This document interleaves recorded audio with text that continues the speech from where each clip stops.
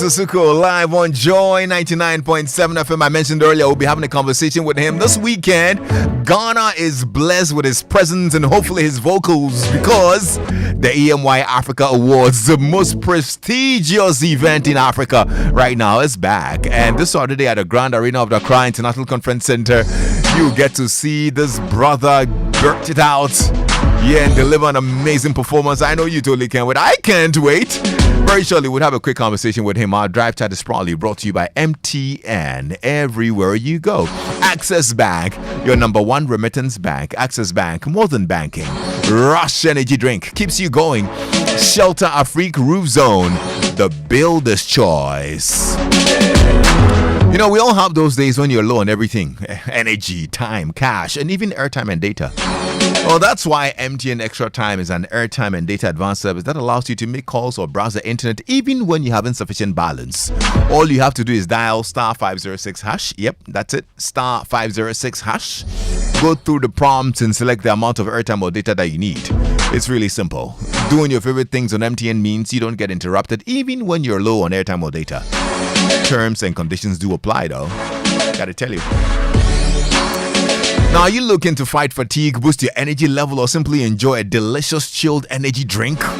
Rush Energy Drink is the perfect choice. Yeah, we're celebrating 10 years in Ghana, and you can go ahead and try the smart new look with the same great taste that keeps you coming for more. Rush Energy Drink is made with natural ingredients that help to increase energy levels, improve focus and concentration, and enhance physical performance. With a unique blend of ingredients such as taurine, vitamins B3, B5, B6, B12, and the power of ginseng extract. Believe me, Rush Energy Drink is a great choice for anyone who needs a little extra energy to get through the day. Now, these ingredients also help to reduce fatigue, increase alertness, focus, and making it an ideal choice for students, athletes, drivers, mechanics, masons, and anyone who needs to perform at their best, including you. Be smart, okay? Grab a bottle of your favorite Rush Energy Drink and boost your daily activities. It's available in all supermarkets and provision shops in Ghana. Rush Energy Drink keeps you going. This ad is FDA approved. Look, let's get talking. I totally couldn't wait to have this conversation with Kobams, and he's live in the studio on Joy 99.7 FM. Hello, brother. Hello, Lexis Bill. So good to see you. I'm excited to be here. Thank you so much. I'm excited to be here. This is homecoming for me in many ways. Is it? I mean, yeah. You were just telling me the story of how way back you used to listen to Joy FM from Nigeria. My goodness, if you know what we used to do, we used to extend our antennas and we used to catch Joy FM signal. Wow. All the way in Lagos. Back in the day. In the day, man. What, early 90s? Late 90s, early 2000s. Late 90s, early 2000s. Yeah. Wow. And, you know, clear winds, December or whatever, you know, the signal would come and we'd catch it. And as the year would progress or whatever, the new year would come and the signal would begin to like fade. It would be like, oh, that station is going away. Well, many years later, you get to sit in the studio of Joy FM. Exactly why it's, you know, it's full circle. Yeah. Oh, man. I'm excited that you're here in Ghana. We get to hear you perform at the EMY Africa Awards tomorrow. Yes, EMY. Oh, yes, boy. Yes. Are you excited about it? We I are. am super stoked, Lexis Bill. I'm so excited. You know, I've just met with the guys. We've rehearsed. Amazing. And then, you know, my sister Effia's pulling up. Oh, yeah? It's going to be wild, man. Oh, she's an incredible vocalist. So I'm excited that you get to share the stage with Effia. Absolutely. Oh, man. Okay, well, look, you have an amazing story. You have an amazing history. Yes, sir. You have impacted with not just your music, but your story, your life as well. You've actually broken boundaries and dared to do things that people wouldn't do. And today you're here across, well, not the ocean exactly, just a few doors away, but here in Ghana to perform. What does it mean to you? What has what? What does it mean to you to be here today? What does it mean to me? It means a lot to me. It means a lot to me. It means a lot to me because personally, I love Ghana.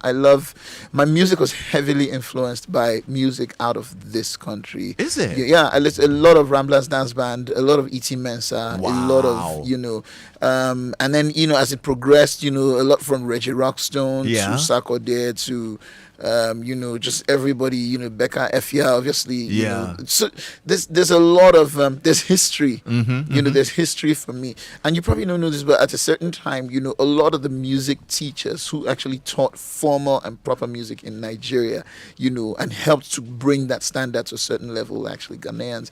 So it means a lot to me to be able to connect with this place that is, historically significant to my musical growth. Wow. So I'm actually quite excited, and I think it's a testament to just stick to itiveness, just doing what you Yeah. do until it brings you before kings. Absolutely. Now, you've arranged music, performed with bands the world over. I don't know. I have a feeling that you actually enjoy writing for people and making music for people than you performing yourself. Is that the case?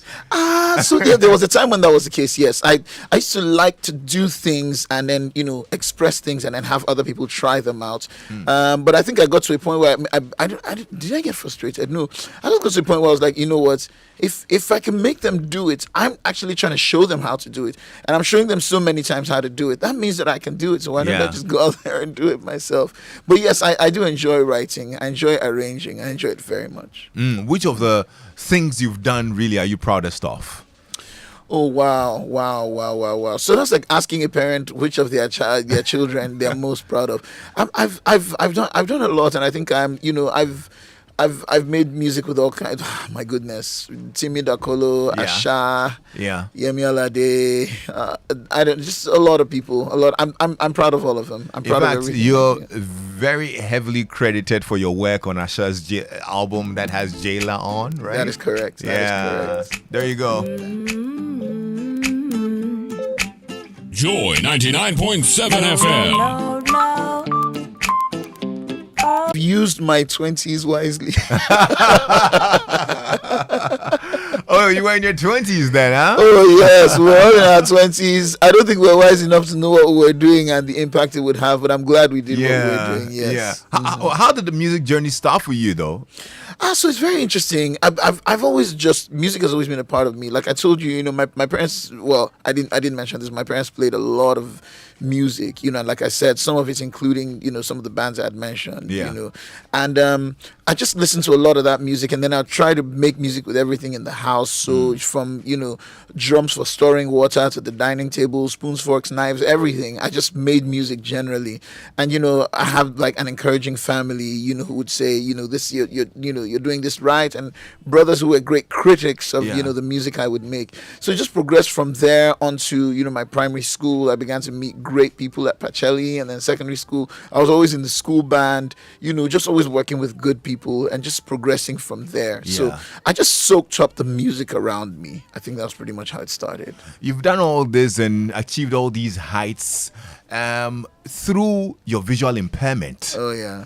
How has that affected or probably helped or otherwise? I don't know what it is, but what impact has it had on you? So I think being a blind person for me has really been helpful in many ways.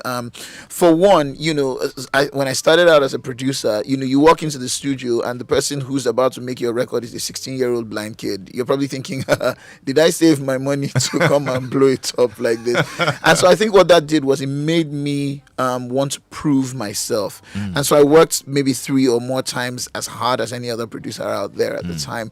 I needed to have a different sound. I needed to have an edge that was beyond my being a blind person, so that if I got one shot, I was not gonna miss it. Yeah. And I think when people began to hear what I was creating for the people who had taken a chance on me, I think that just sort of caused my fortunes to turn really quickly, because how we are now in Africa. And then suddenly became like, what, he's probably a witch doctor of music of some sort, because everything he touches seems to be doing well. So so it went from run away from him to run to him. Yeah. Perhaps he can. So it just turned around. So I think I might have been a little more complacent, so I might have taken it for granted if I didn't come face to face with my stark existential reality as a blind person. Wow. Braved the odds. Was it very challenging? Was there a tough time? Can you call it a pivot? There were several. There were, yeah. It was. I mean, like I said, I didn't always get the first shot. I was the guy in the studio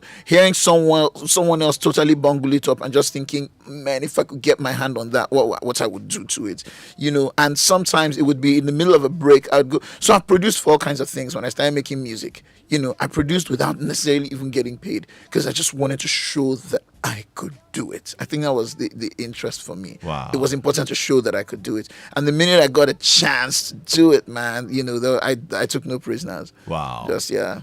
What's the lesson therein for you that you'd want people to take from your story?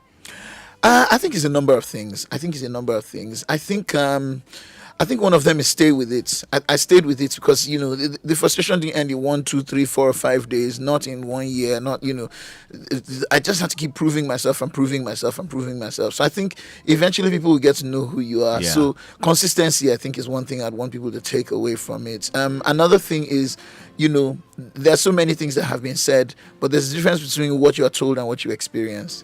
And I feel like, my life, up until I did it, I didn't know of any other producer, in my space, who's blind and was doing what I'm doing. I'm sure that, there are a ton of them right now, and I'm glad to know that.